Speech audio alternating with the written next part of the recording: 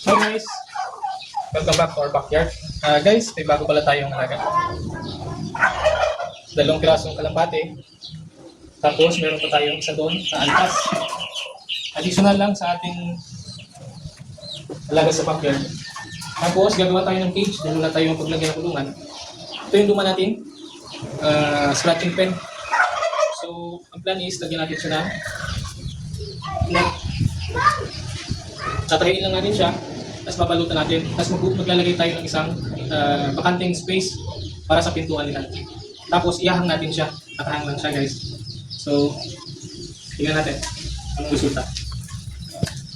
Ito na yung scratching pen na ginawa ko na tulungan ng ating kalapatids. Ayan, binalot ko siya ng strong net. Tapos, dito lang yung magiging bukasan niya. Ganun. Pero itong pwesto niya, hindi pa to fix kasi maghahanap pa ako ng pwesto. Itigil ko muna kasi gabi na eh.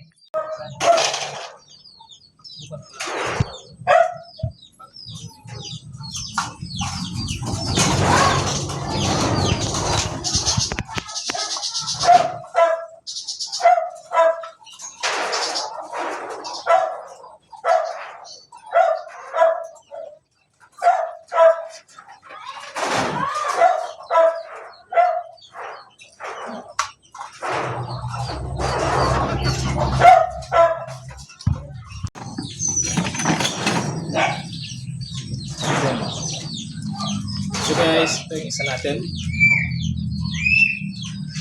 Female siya. Lagyan natin dito sa ating kulungan.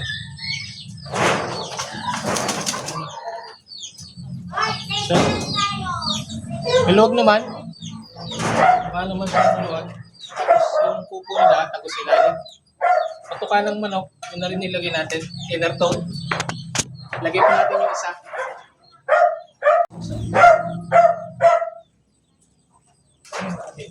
Kalapatid sa atin.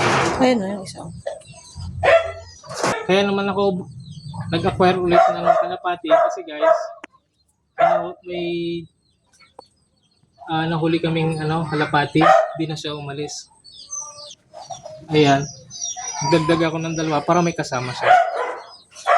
Subukan ko siyang ulihin, sasama natin siya. Yan siya, female din.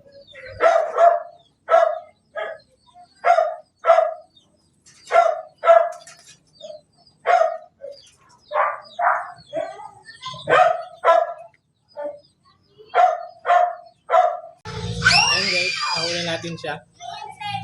Ating kalapatids. Native yata to. So, ito na naman siya.